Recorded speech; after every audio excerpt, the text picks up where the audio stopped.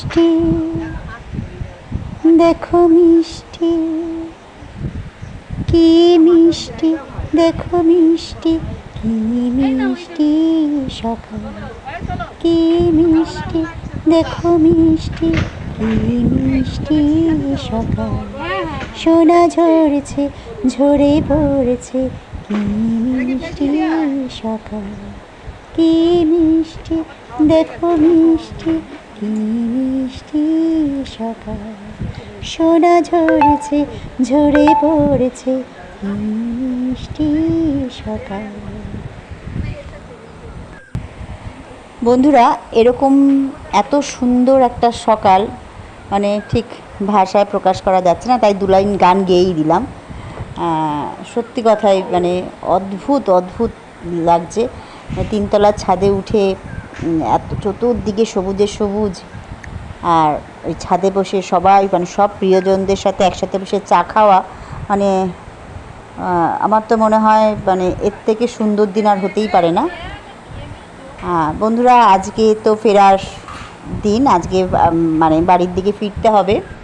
আমরা এই সকালবেলা সবাই ছাদে চলে এসেছি, এসে একসাথে চা বিস্কুট খেয়ে নিচ্ছি, তারপরে নিচে যাব। নিচে গিয়ে জলখাবারের আয়োজন হয়েছে, পেটাই পরোটা আর ঘুগনি।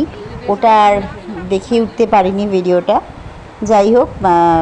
তারপরে দুপুরে ভাতের পাতে ছিল হচ্ছে ডাল, আলুর চোখা আর চিংড়ি ফ্রাই, ইলিশ ভাপা, আর চাটনি ছিল, দই মিষ্টি ছিল, যে খাবে। হ্যাঁ, চিকেন কষাও ছিল, যার যেটা ঠিক লাগবে সে সেটা খাবে। যাই হোক, সব রকম ব্যবস্থাই ছিল। খাওয়া দাওয়া বলুন আর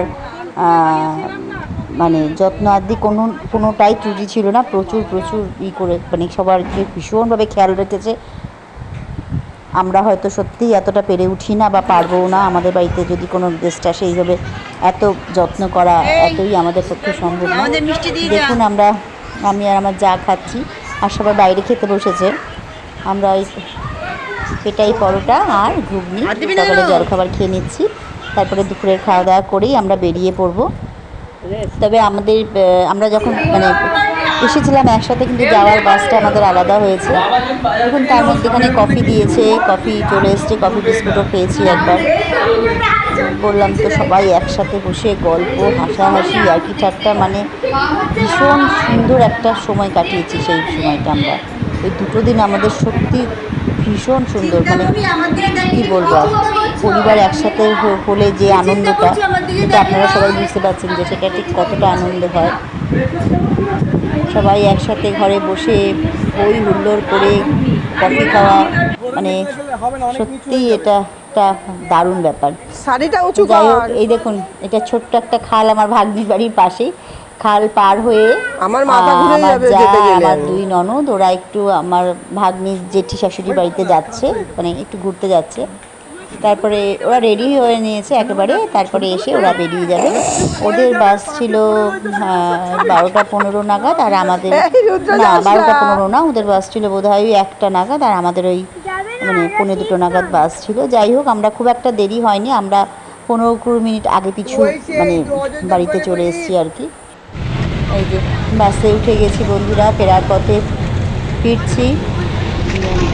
ভিডিওটা আপনাদের কেমন লাগলো সবাই প্লিজ কমেন্ট করে জানাবেন, একটা করে লাইক করবেন, যদি ভালো লাগে তাহলে অবশ্যই শেয়ার করবেন। বন্ধুরা, আজকের মতো এখানে শেষ করছি, আগামী ভিডিওতে আবার দেখাবে। এই যে নদীটা দেখছেন, এটার নাম রূপনারায়ণ নদী।